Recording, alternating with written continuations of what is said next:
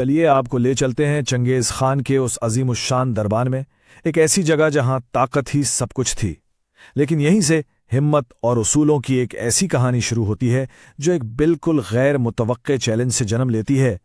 ذرا تصور کریں، منگولوں کا ایک بہت بڑا لشکر ہے اور اس کے بیچوں بیچ سمرقند کا ایک تاجر جس کا نام کوشان خان ہے کھڑا ہوتا ہے۔ اور وہ کرتا کیا ہے؟ وہ خان کے سب سے طاقتور جنگجوؤں کو ایک ایسی کھلی چنوتی دیتا ہے کہ جسے سن کر سب حیران رہ جاتے ہیں۔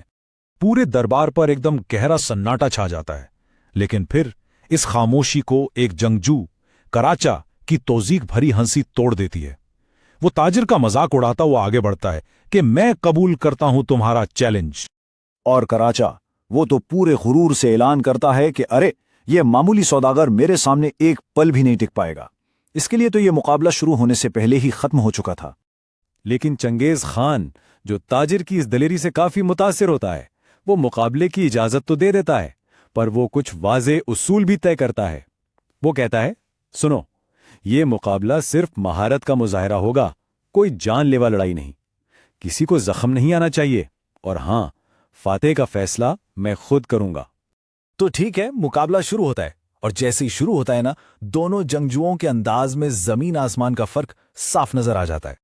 ایک طرف ہے کراچی جو بالکل طوفان کی طرح حملے پر حملہ کیے جا رہا ہے، اور دوسری طرف کوشان خان مکمل پرسکون، وہ کمال مہارت سے اپنا دفاع کر رہا ہے اور بس صحیح موقع کا انتظار کر رہا ہے۔ لیکن وہاں موجود خان کا سمجھدار داماد پنجار وہ اس چال کو سمجھ جاتا ہے۔ اسے اندازہ ہو جاتا ہے کہ یہ جو تاجر کر رہا ہے نا، یہ صرف دفاع نہیں ہے، نہیں، یہ ایک سوچی سمجھی حکمت عملی ہے۔ اور پھر اچانک لڑائی کا پانسا بالکل پلٹ جاتا ہے، ایک دم ڈرامائی انداز میں۔ کوشان خان اپنی خاموشی کو توڑتا ہے، اور کیسے؟ اللہ اکبر کے 3 فلک شگاف نعروں کے ساتھ، اور ان نعروں کی گونج پورے دربار میں پھیل جاتی ہے۔ اور بس وہ ایک پل میں دفاع سے نکل کر ایک ایسے طاقتور اور زبردست حملے کی طرف بڑھتا ہے کہ کراچا کو تو سنبھلنے کا موقع ہی نہیں ملتا، وہ پوری طرح سے ہکا بکا رہ جاتا ہے۔ یہ طاقت کا ایک شاندار مظاہرہ تھا۔ پہلے کوشان کراچا کو غیر مسلح کرتا ہے، پھر وہ اس مغرور جنگجو کو ایسے ہوا میں اٹھاتا ہے جیسے وہ کچھ بھی نہ ہو، اور آخر میں اسے شکست خاردہ حالت میں خاموش بیٹھے چنگیز خان کے قدموں میں لا ڈالتا ہے۔ اب سوچیں کیا منظر ہوگا؟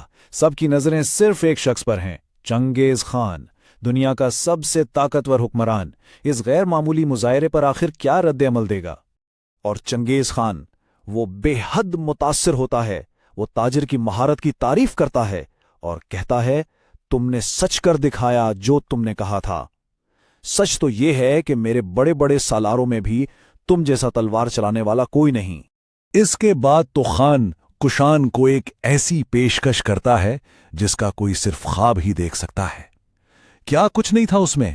اپنی فوج میں ایک اعلیٰ کمانڈر کا عہدہ، سونے سے بھری تھیلیاں، اور تو اور لشکر میں سے کسی بھی عورت کو اپنی بیوی کے طور پر چننے کا اختیار۔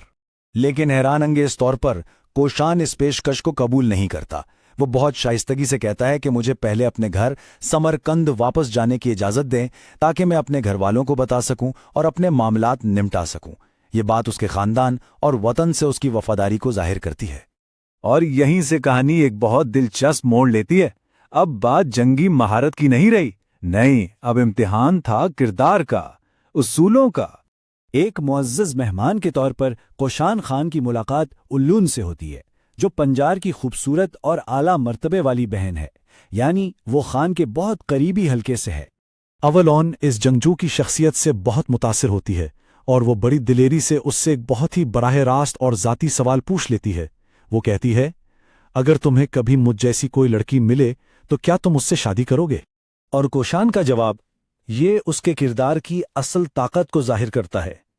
وہ بہت مضبوطی سے انکار کرتا ہے۔ وہ کہتا ہے، اگرچہ تم چنبیلی کے پھول کی طرح خوبصورت ہو، میں تم سے شادی نہیں کروں گا۔ میں صرف اس عورت سے شادی کروں گا جو میرے عقیدے اور میرے اصولوں پر یقین رکھتی ہو۔ مطلب صاف تھا، اصول سب سے پہلے۔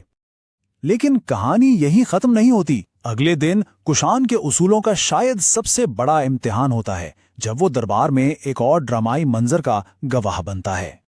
چنگیز خان کے سامنے ایک قیدی لایا جاتا ہے۔ ये ताइच्यूत कबीले का सरदार है जो मंगोलों का दुश्मन है। इसे जंजीरों में जकड़ा गया है, वो शिकस्त खा चुका है और उसकी किस्मत का फैसला भी हो चुका है। चंद दिन जलील करने के बाद सरेआम मौत। ये मंजर देखकर कोशान खान आगे बढ़ता है। वो चंगेज खान को उसकी पेशकश का तीसरा हिस्सा याद दिलाता है, यानी किसी भी औरत को इनाम के तौर पर चुनने का इख्तियार। लेकिन अपने लिए दुल्हन मांगने के बजाय कोशान खान इस कैदी सरदार की तरफ इशारा करता है। वो अपने इनाम को जाती फायदे के लिए इस्तेमाल नहीं करता, बल्कि रहमदिली के एक ऐसे अमल के लिए इस्तेमाल करता है जिसकी वहां बिल्कुल किसी को तवक्को नहीं थी। वो इस कैदी सरदार की जान मांगता है। रहमदिली का यह अमल ये पूरे दरबार को और खुद चंगेज खान को भी सकते में डाल देता है। कुशान ने अपनी महारत साबित की, अपना किरदार भी साबित कर दिया, लेकिन एक दुश्मन के लिए रहम मांगकर क्या उसने अजीम खान की हद को पार कर दिया है? क्या खान इसकी ये दरख्वास्त मानेगा? ये एक ऐसा सवाल है जो हमें सोचने पर मजबूर करता है कि आखिर हकीकी ताकत क्या है, फतह हासिल करना या माफ कर देना।